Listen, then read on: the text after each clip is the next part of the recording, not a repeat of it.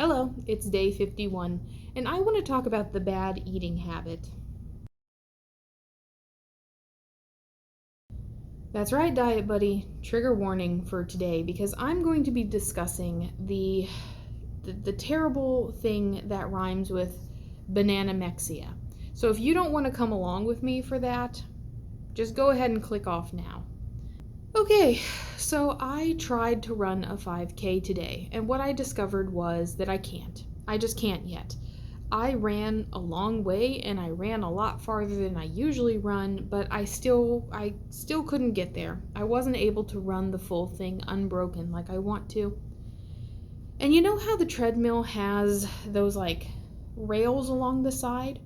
I discovered that when I grabbed onto those rails and kind of lifted myself up a little off of the treadmill tread, walking and even jogging, it became easier. And it just reinforced to me the idea that if I was not carrying so much weight, I think I could run that 5K right now. I've been doing it for about 10 months at this point. I've been training running. But you can't out-train your weight. If you are just really heavy, if you're 90 pounds overweight or thereabouts, that's like carrying 90 pounds with you on a run. I'm not saying it's impossible, but it definitely hinders things. When I got off that treadmill, it got me thinking back to when I was my heaviest. But when I was in grad school and I was my heaviest, I was living with a group of girls who were a normal weight, girls that I couldn't really connect to socially, and I had a hard time talking to and dealing with.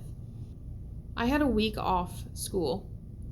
I don't know, maybe it was like the beginning of summer break. I don't remember. I remember the weather was hot, and I remembered I was feeling really bad because I could not connect to these girls that I was living with.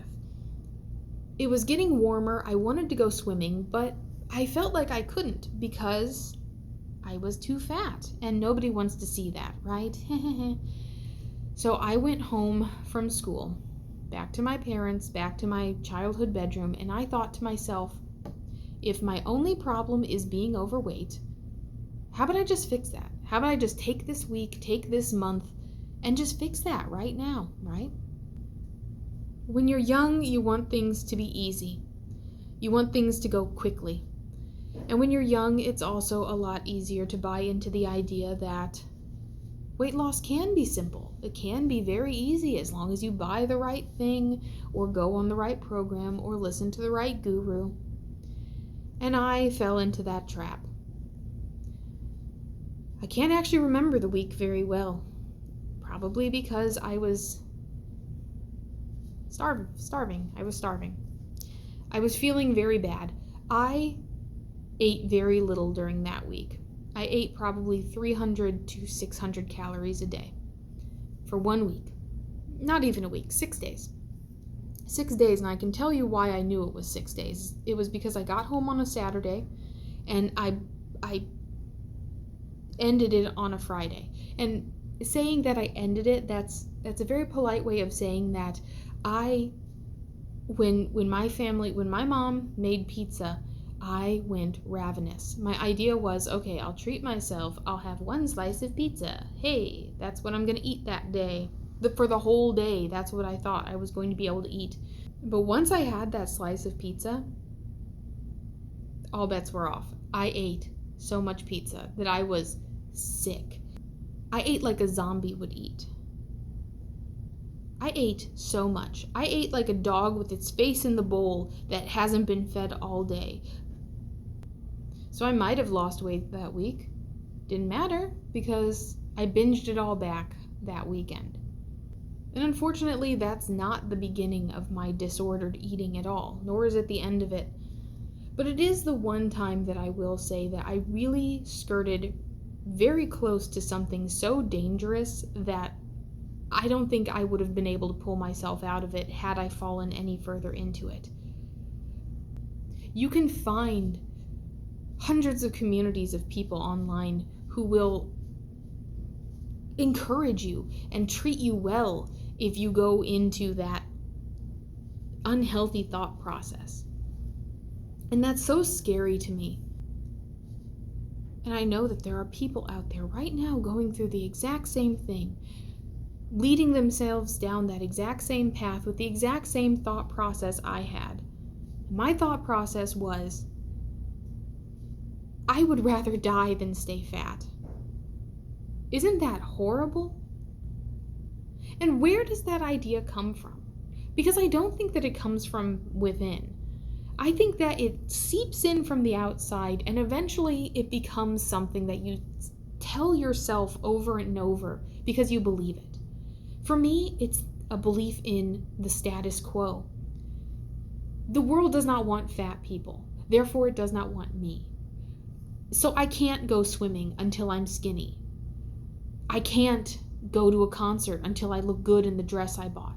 I can't start dating because it would just disappoint anyone who showed up at the coffee shop and saw this sitting across from them. I'm a disappointment to the world. I will not deny that obesity kills people. I did not feel good when I was at my heaviest weight, and I dare say I don't feel good now. But I know that losing all of my weight, losing the weight that is weighing me down from running my 5K, it's not going to solve my problems. And here's how I know it. Back when I was doing that very unhealthy week, back when I thought to myself, I'll either lose the weight or I'll die trying. I used to spend hours on my computer on like farming forums, gardening advice centers, chicken breeding clubs. And I would just dream about the day that I would have my own plot of land, my own property, my own chicken coop, because that's when all of my problems would be solved. I wouldn't have to deal with college anymore. I wouldn't have to deal with all of the people who were making me feel terrible. Once I bought property, my problems would be solved. That's why I saved like a little squirrel, stashing money away. I saved and saved and saved for 15 years, and I bought my own property. I own my own property. It's just a blank field right now with a chicken coop and a garden. But someday it's going to be what I dreamed it would be. Back in college, I had this vision of the first day I would step foot on my property. I had this vision, this dream of myself, dropping to my knees and putting my hands in the field grass. And that's where the fantasy cut off. That was the happy ending. That's where, you'd see the writing in the air, the end. But you know what? It hasn't ended. My life is still going. I own my property now. I have chickens. I'm breeding those chickens. I have a garden. But I still have problems. And right now, the fantasy that I've got going in my head is once I'm skinny, once I drop the weight, once I'm the yoked Amazonian warrior who can do a pull-up. Well, that's where the fantasy ends, isn't it? That's where all of my problems are solved. And I know that's not true. Even if I'm skinny, life will go on. My problems will continue to be problems. Bruce Lee was the one who said, be like water. Be like water, because water adapts. It changes to accommodate whatever container it's in. And the world is constantly changing. Our problems are just constantly popping up faster than they're being solved, it seems sometimes. And it can be so hard feeling like the one person who's pushing back against a wall of just serious issues that nobody seems to know how to deal with. When I was a girl in college, I really believed that all it would take was losing weight. That my worth would immediately shoot up if I was 90 pounds. And when you're fat, that's the message you get every day. Nobody really wants you around because you're fat. That week I wasn't eating, I told myself, I'll either get skinny or I'll die. And either way, problem solved. And you know what the scariest part is? I'm not even sure I'm happy to be around right now. I'm not happy where I am. I'm not in any like immediate danger. I'm not going to harm myself. But that's the scary part about my psychology. I won't directly harm myself. I won't make that decision. But I will make indirect decisions that harm myself.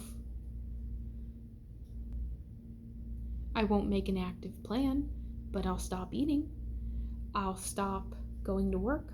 I'll stop socializing. That's why I can't allow myself to spiral. Because if I'm going to self-harm, it's going to be a long, drawn-out process. It's not going to be just one cataclysmic moment. It's going to be circling the drain for a very long time. I don't want to get to that point. I don't want to get to that point where I feel like I can't claw my way out. This goes back to, if I could get some professional help, I think I would. But sadly, money is an issue. Time is an issue, and I live in an area of the world where mental health is not a priority. It's not something that you're supposed to seek out. So I have to do it myself. I have to pull myself up by my bootstraps because I am an American.